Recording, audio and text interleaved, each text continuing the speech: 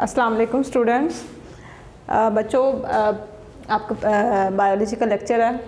हम लोग organ and organ system level पढ़ रहे थे। लेवल्स ऑफ ऑर्गेनाइजेशन हमने स्टार्ट किया हुआ था, उसमें organ and organ system level के ऊपर हम पहुंच गए थे। ऑर्गन लेवल मैंने रिसेंट जो प्रीवियस लेक्चर था आपका, उसमें मैंने डिस्कस किया था। आज हम लोग ऑर्गन सिस्टम लेवल देखेंगे। Different organs performing related functions, मुख्तलिफ जो ऑर्गन्स हैं जो एक दूसरे से मिला जुला फंक्शन परफॉर्म करते हैं, आर ऑर्गेनाइज टुगेदर, वो ऑर्गेनाइज होते हैं, तरतीब पाते हैं एक दूसरे के साथ मिलकर in the form of an organ system और ऑर्गन सिस्टम बना देते हैं।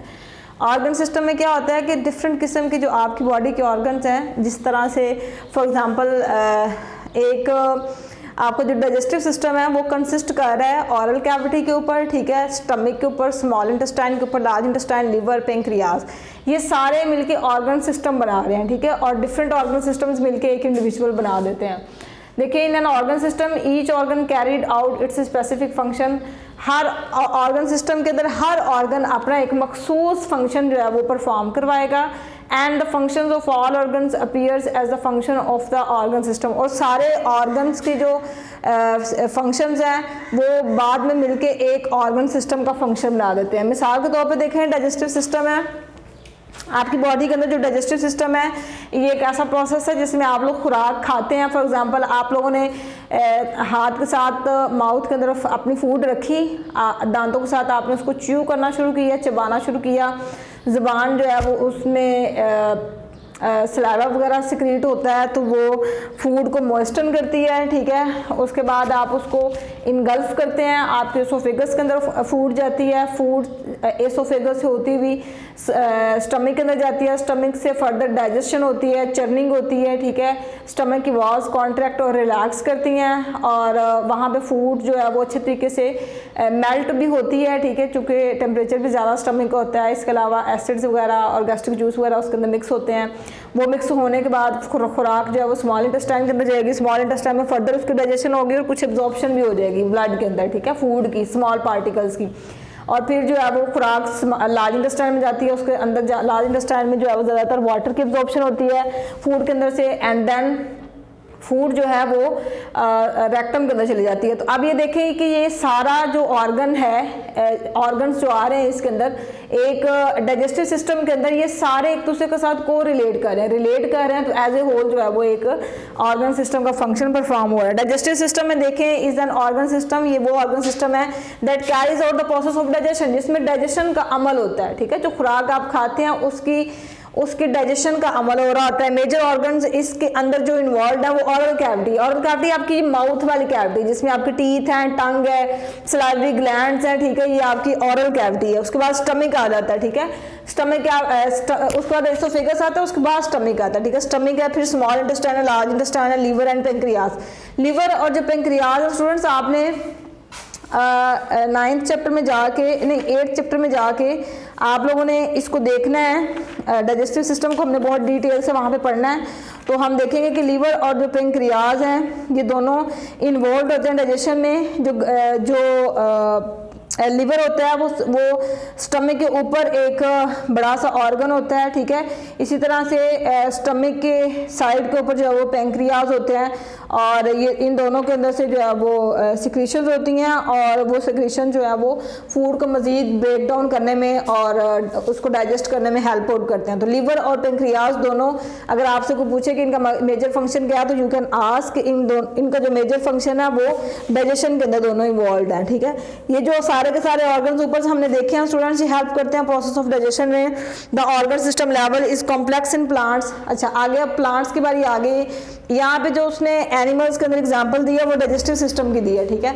अब हम लोग प्लांट्स के अंदर आ जाते हैं। प्लांट्स के अंदर जो ऑर्गन सिस्टम है ये कॉम्प्लेक्स है और as compare to the animals का जो ऑर्गन सिस्टम है वो कॉम्प्लेक्स है, जबकि जो प्लांट का ऑर्गन सिस्टम है वो इतना कॉम्प्लेक्स नहीं होता है, ठीक है।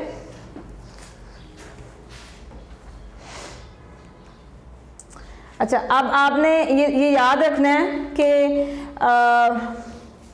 यहाँ पे मैंने लिख दिया है the organ system level is less complex, ठीक है, यहाँ पे लेस आएगा, लेस कॉम्प्लेक्स इन प्लांट्स, कि इतना ज़्यादा कॉम्प्लेक्स नहीं है। फॉर एग्जांपल रूट सिस्टम आप देख लें, रूट सिस्टम में क्या आता है ज़्यादा से ज़्यादा कि रूट्स के अंदर रूट हेयर्स होते हैं और वो ज़मीन के अंदर सॉइल के अंदर होते हैं, और वाटर एब्जॉर्ब मिनरल्स आयंस जो हैं वो रूट हेयर्स के अंदर एब्जॉर्ब होते हैं, और वहाँ से जो है वो उसकी जो जाइलम वेसल्स होती हैं वो उन डिजॉल्व मिनरल्स और आयंस को ट्रांसफ़र करवा देते हैं from the underground part of the plant that are the roots towards the aerial portion of the plants that are the stem, shoots, leaves, ठीक है, ब्रांचेस जो प्लांट्स होती हैं, वो वाला प्लांट का पोर्शन जो आपको नजर आ रहा है ऊपर ज़मीन के ऊपर, वो उसका एरियल पोर्शन है।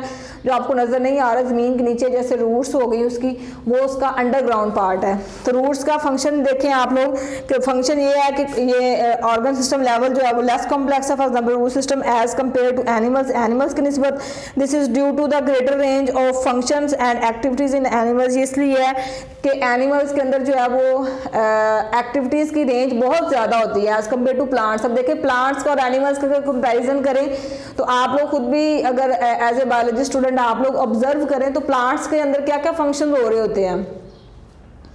सबसे उसका मेन फंक्शन तो यही है कि हम लोग पौधों को पानी लगाते हैं, ठीक है, सोइल के अंदर पौधा ग्रो किया है, हम उसको पानी लगा रहे हैं, ठीक है। तो क्या होता है कि रूट्स से जो है वो वाटर एब्जॉर्ब होता है और प्लांट्स की के ऊपर को मूव करना शुरू कर देते हैं जाइलम वेसल्स की मदद से।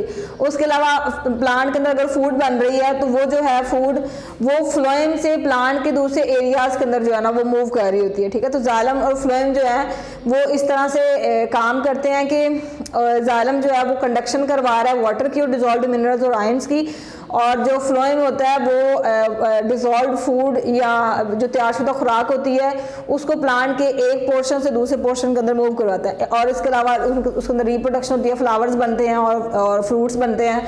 तो ये इतना सा जो है ना वो प्लांट्स का फंक्शन आप कह लें। ट्रांसपरेशन का प्रोसेस हो रहा है, ठीक है। और कुछ जो रेजन्स और गम्स अक्सर प्लांट्स के कुछ के ऊपर लगती हैं। और अब आप लोग अपना देख लें, मतलब एनिमल्स का आप देखें या ह्यूमंस का आप देखें, ठीक है। डाइजेस्टिव सिस्टम अलग है, रेस्पिरेटरी सांस लेने का प्रोसेस इतना लंबा चौड़ा जो है कॉम्प्लेक्स किस्म का अलग है, और फिर जो है वो एक्सक्रीटरी सिस्टम जो है वो अलग है, और जो नर्वस सिस्टम है वो अलग है। तो कॉम्प्लेक्स किस्म की एक्टिविटीज़ पाई जाती हैं जानवरों के अंदर और सिंपल सी एक्टिविटीज़ पाई जाती हैं प्लांट्स में, ठीक है। तो यहाँ पे बच्चों ये क्वेश्चन भी आ जाता होता है कि why the organ system level in plants is less complex as compare to the animal organ system.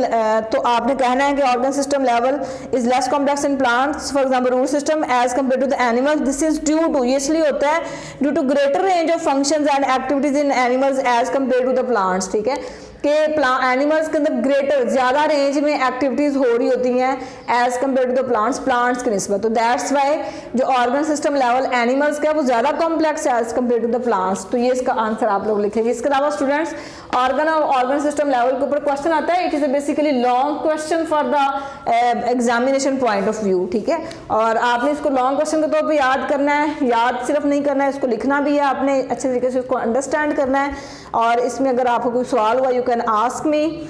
और नेक्स्ट हम इंशाल्लाह जो है वो individual level population level start करेंगे। बच्चों अपना ख्याल रखिएगा। अल्लाह हाफिज़।